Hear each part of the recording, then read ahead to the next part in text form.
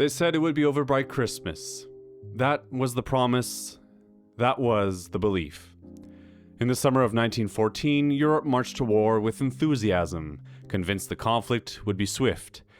But as the leaves fell and winter tightened its grip, the reality of the Western Front had settled in. The race to the sea had ended not in victory but in bloody stalemate, and from the Swiss border to the North Sea, a scar of trenches slashed across the face of Europe. And by December, the enthusiasm was gone. In its place was mud and blood, a cold, soaking existence created by weeks of heavy rain and heavy fighting. For the men of the British Expeditionary Force and the German Army, daily life was a misery of frostbite, filth, and the stench of death. They were separated by no man's land, sometimes a distance of only 50 yards, and yet they shared the same wretched existence. But as the sun set on Christmas Eve 1914, something changed. The rain stopped, and a hard frost settled over Flanders fields, dusting the mud with white. And in the silence of that frozen night, a miracle began to take root. It wasn't ordered by the generals. In fact, the leaders of Europe had rejected the very idea. On December 7th, 1914, the newly elected Pope Benedict XV had begged the warring powers for a truce, asking that the guns may fall silent at least upon the night the angels sang. His plea was ignored, and the war machine kept running. But the soldiers had another idea. It started with a gesture from the German lines, as Kaiser Wilhelm II, hoping to bolster morale, had sent Tannenbaum Christmas trees to the front on December 23rd. And as such, the German soldiers began placing these small, candlelit trees along the parapets of their trenches. And then, music drifted across the freezing air. The German voices rose, singing a hymn that needed no translation. Stille Nacht, Heile Nacht. Silent night, holy night. From the British trenches, the response wasn't gunfire, but a song of their own. Carols were traded back and forth like gifts across the divide. The animosity that had consumed the previous months seemed to melt away with the lyrics. Marmaduke Walkinton of the London Regiment remembered the moment the shouting began. Not insults, not jeers, but joke. And then the invitation. A German voice called out, "Tomorrow you no shoot, we no shoot." And as the sun rose on Christmas Day 1914, the impossible happened. Cautiously at first, German soldiers emerged from their trench. They waved their arms to show they were unarmed, and seeing this, the British soldiers climbed out to meet them. And they met in the middle of no man's land, the forbidden killing ground. Around lay the bodies of their fallen comrades. It was an unofficial impromptu ceasefire. Along nearly 2/3 of the British-held front, the guns fell silent. Men who had been trying to kill each other hours before were now shaking hands. They exchanged cigarettes, food, and souvenirs from home. Buttons were cut from uniforms, photographs were taken, images that would later stun the world, proving this was no myth. In these moments, the soldiers realized a profound truth. Their enemies were men just like them.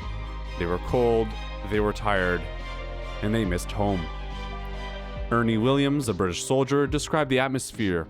He recalled sharing fags and goodies with the Germans. And then from somewhere, a football appeared. The legend of the football match is one of the most enduring images of the truce. While some accounts speak of organized games, with scores like a rumored 3-2 victory for the Germans, the reality was often more chaotic and spontaneous. Ernie Williams remembered it not as a structured match, but a kickabout. Hundreds of men, friends and foes, chasing a ball in the frozen mud. No referees, no teams, just a moment of pure human joy amidst the terror of war. But the truce wasn't just about games. It was also a time for reverence. Amidst the laughter and the smoke, there was a darker, necessary duty. Both sides used the peace to retrieve their fallen comrades from no man's land. Together, British and German soldiers dug up graves in the hard earth. They held joint burial services, standing side by side in mourning, honoring the dead they had just slain. This live and let live policy, as it came to be known, was a fragile thing. It was most successful where British troops faced Saxon regiments, whom they regarded as more amiable. But in French-controlled sectors where the German occupation had left deep scars, The truce was rare, and not everyone approved. Adolf Hitler, then a dispatch runner for his regiment, watched the fraternization with disgust. He repeatedly asked his comrades, "Have you no German sense of honor?" arguing that such things should not happen in wartime. He wasn't the only one. British and German generals were horrified. They feared this empathy would destroy the fighting spirit of their men. Orders were issued, fraternization was forbidden. The war had to go on. The truce couldn't last, and in some places it stretched until Boxing Day or even New Year's. But slowly the officers reasserted control, and the artillery began to roar once more. The Christmas Truce of 1914 was a blip, a brief flicker of humanity in a war that would soon descend into industrial slaughter on a scale never before seen. And this Christmas Truce never happened again on such a scale. Why, you might ask? Well, because the war changed. The innocence of 1914 was lost. By the next Christmas, poison gas had choked the battlefields, the death tolls had risen into the millions, and the propaganda machines on both sides worked tirelessly to dehumanize the enemy.